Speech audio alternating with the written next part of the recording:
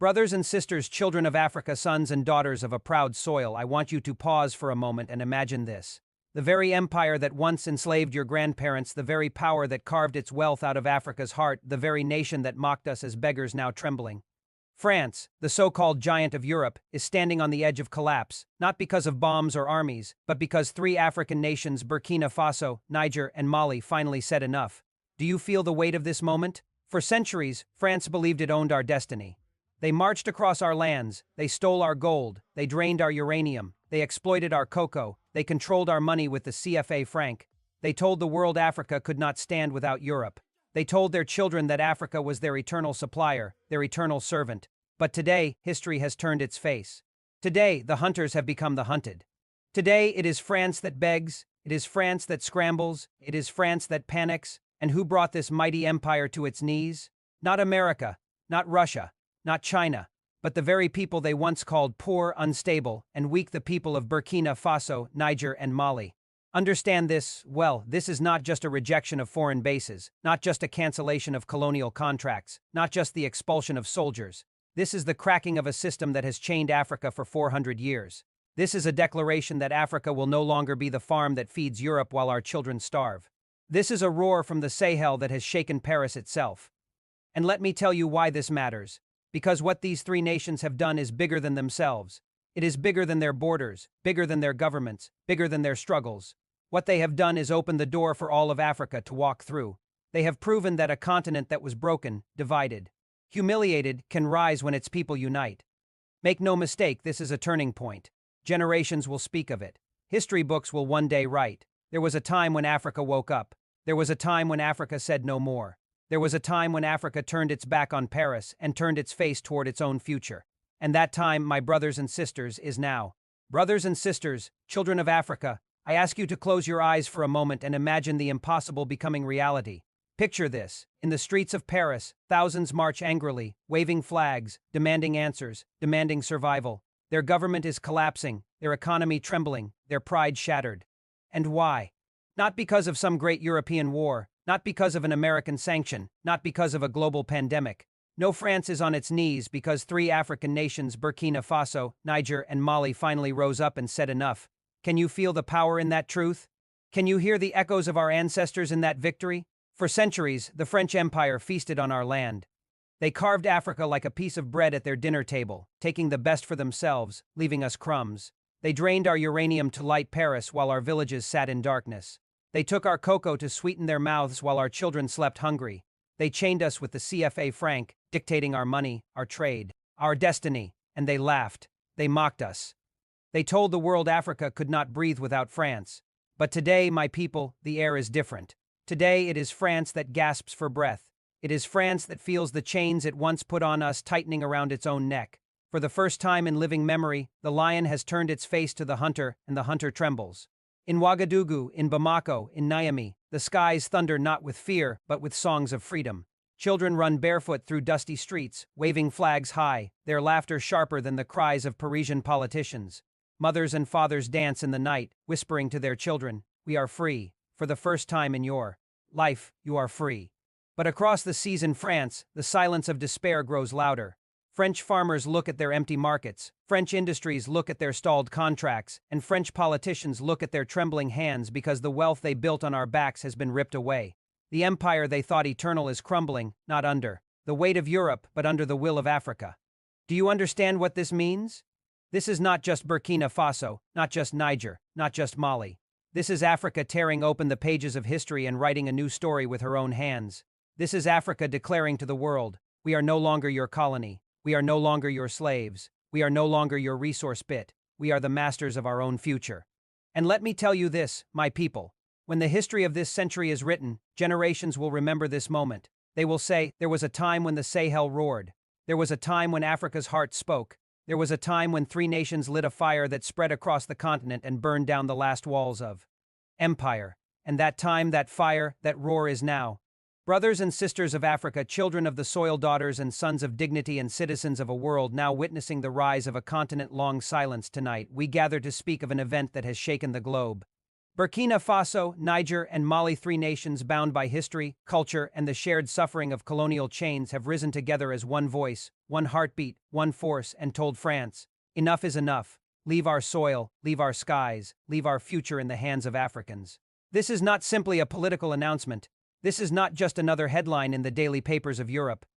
This is a moment of history that will be told for generations to come. For centuries, France has clung to these lands like a parasite. It drained our gold, it drained our uranium, it drained our oil, it drained the sweat of our farmers and the blood of our soldiers. And yet, with every passing year, France pretended to be our savior, while tightening the chains around our necks. But today, oh today, the chains have been broken. Burkina Faso stood first, led by the courage of President Ibrahim, a young man with the spirit of Sankara burning in his heart. Niger, under its sovereign leadership, stood proudly alongside, and Mali, already seasoned in the struggle against neo-colonial intrusion, roared its defiance. Together, they told Paris, pack your bases. Remove your soldiers. Take your flags, your exploitative contracts, your arrogance, and go. This land belongs to us. And what do we see now? France trembling, France stuttering, France on the brink of collapse. The markets in Paris are shaking. The ministers are panicking.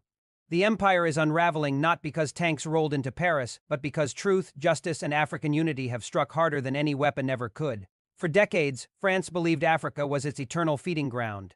They controlled our currency with the CFA franc, ensuring that every coin in West Africa first kissed Paris before it reached the hands of an African child. They manipulated elections, backed dictators, toppled patriots, and poisoned our waters with lies. They even pretended to fight terrorism while secretly feeding the flames of chaos so they could justify their military presence. But today, three nations have exposed this hypocrisy before the entire world. Let us not underestimate the courage it took. For when a nation challenges France, it does not only challenge Paris, it challenges the entire machinery of Western dominance. It challenges NATO, it challenges multinational corporations, it challenges centuries of exploitation disguised as partnership. But Burkina Faso, Niger, and Mali have shown us that courage is stronger than fear, that unity is stronger than weapons, that sovereignty is stronger than dependency. Look at France now. Once they strutted across Africa like emperors. Now they scurry like frightened guests whose welcome has long expired. Once they dictated terms of trade, now they beg to negotiate. Once they spoke of Franafrique as though it were destiny, now they whisper of crisis and collapse. Brothers and sisters, the tables have turned. Africa is no longer the servant. Africa is no longer the silent child. Africa has spoken, and the echo is shaking Europe itself. And what of the people? Oh, the people are celebrating. Across the streets of Ouagadougou, Niamey, and Bamako, young men and women dance with pride. Old mothers lift their hands to the heavens in gratitude, remembering the sacrifices of their fathers who resisted colonial rule. Farmers in the fields plant their seeds with new hope, for they know now the harvest will not be stolen by foreign hands. Children in schools raise their heads higher, for they know their future will not be dictated by Paris. But while Africa celebrates, France trembles. Why? Because Paris knows this is only the beginning. If Burkina Faso, Niger, and Mali can break free, then Senegal will question, then Côte d'Ivoire will question, then Chad, Togo, Benin, Central African Republic, Congo, and beyond will ask, why must we remain slaves? France knows that when one domino falls, the rest cannot stand forever. And so, what is happening now is not just a rejection, it is a revolution, a Pan-African revolution. Do not be deceived, brothers and sisters. France will not leave quietly. They will scheme, they will plot, they will attempt to destabilize, they will use propaganda, they will use money, they will use secret operations, they will try to divide us, whispering into the ears of leaders, promising aid with one hand and betrayal with the other. But Africa is watching. We have learned from history. No longer will we be fooled by the smiling face of the oppressor. No longer will we sell our dignity for loans with strings attached. No longer will we trade our sovereignty for the illusion of security. Burkina Faso, Niger, and Mali have taught us the lesson of courage, and courage, once lit, spreads like wildfire. From Dakar to Addis Ababa, from Johannesburg to Cairo, the cry is rising, Africa for Africans. And when a billion voices say it together, the world has no choice but to listen. France on the brink. Yes, indeed, for when the foundation of an empire crumbles, the walls will surely fall. And let me tell you this, it is not only France that is on the brink, it is the entire system of Western exploitation. Because when Africa reclaims its resources, when Africa feeds its people, when Africa stands united, the world order will never be the same. Tonight, I say to the youth of Africa, the baton has been passed to you. has shown what one young leader can do. Do not wait for permission from the West to dream. Do not wait for validation from Paris, London, or Washington to act. This is your time. This is your continent. This is your future. Rise and build the Africa that your ancestors died for, that your parents prayed for, and that your children deserve. France is on the brink because Africa has awakened, and once a people awaken, they can never again be enslaved. Hear me well.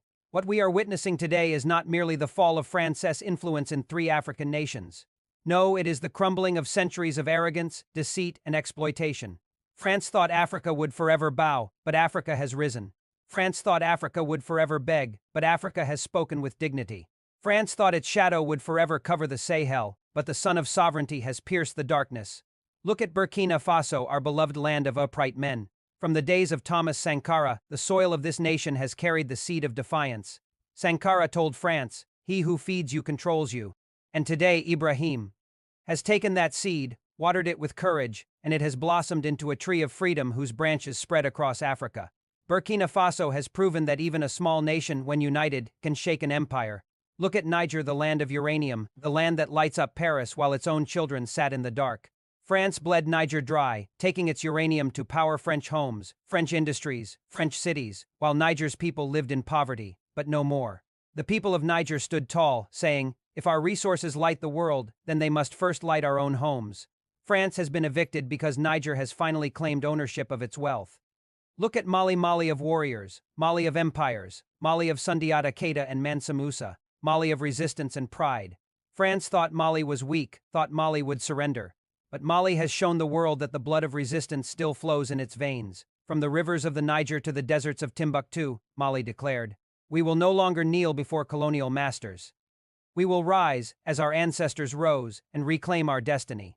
These 3 nations have done what many thought impossible. They united in courage. They declared in one voice that France has no more place here. They broke the chains of the CFA franc. They silenced the arrogance of French ambassadors. They closed the military bases that pretended to defend but secretly enslaved. And now the world watches in awe, but brothers and sisters, let us not be knave. France is a wounded beast, and a wounded beast is dangerous. Paris will not accept this humiliation easily. They will whisper lies into international media, painting Burkina Faso, Niger, and Mali as unstable, extremist, dangerous.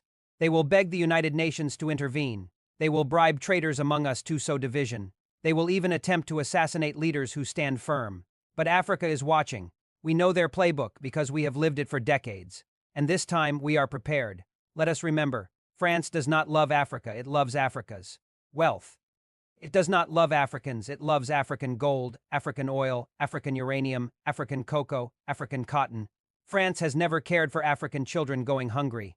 It has only cared that French companies never go bankrupt. France has never cared for African soldiers dying. It has only cared that French influence survives. And that is why France is on the brink, because when the exploited refuse to be exploited, the empire falls. Now listen to me, young people of Africa. You are the generation that must seize this moment. You are the Sankaras of today, the Lumumbas of today, the Nkrumahs of today. Do not let this victory pass without action. Rise in your villages, in your cities, in your universities.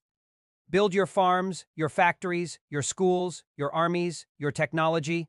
Refuse dependency, refuse foreign control, refuse the idea that Africa cannot stand on its own. France trembles because it sees Africa rising without it. France trembles because it sees that Africa can feed itself, clothe itself, arm itself, and govern itself without Paris. France trembles because it sees the spirit of Pan-Africanism alive again, the spirit that once terrified colonial masters. And I tell you this, if Burkina Faso, Niger, and Mali succeed, Africa will never be the same again. And make no mistake, brothers and sisters, this struggle is not only African. All oppressed peoples of the world are watching, from Latin America to Asia, from Palestine to the Caribbean. They are seeing that the age of empire is dying.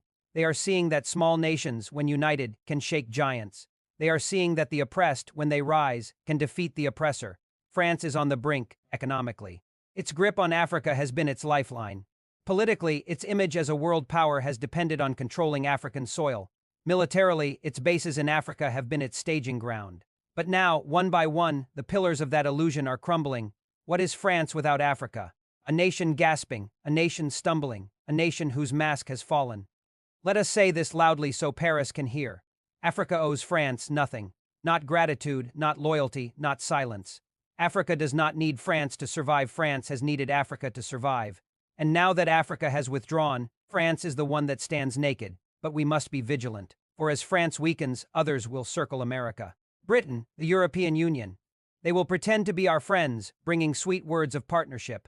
But let us remember, the oppressor does not change his nature, he only changes his mask. If Africa is to be free, it must be free not only from France, but from all foreign chains. And so, I say to Burkina Faso, to Niger, to Mali, you have lit the fire of freedom. Guard it well, feed it well, and let it spread. Let your unity become a fortress. Let your sovereignty become a shield, and let your courage become a call that awakens the rest of Africa. France is on the brink, but Africa is on the rise. Let us turn our eyes to Europe, to Paris itself, and see the consequences of what has been done.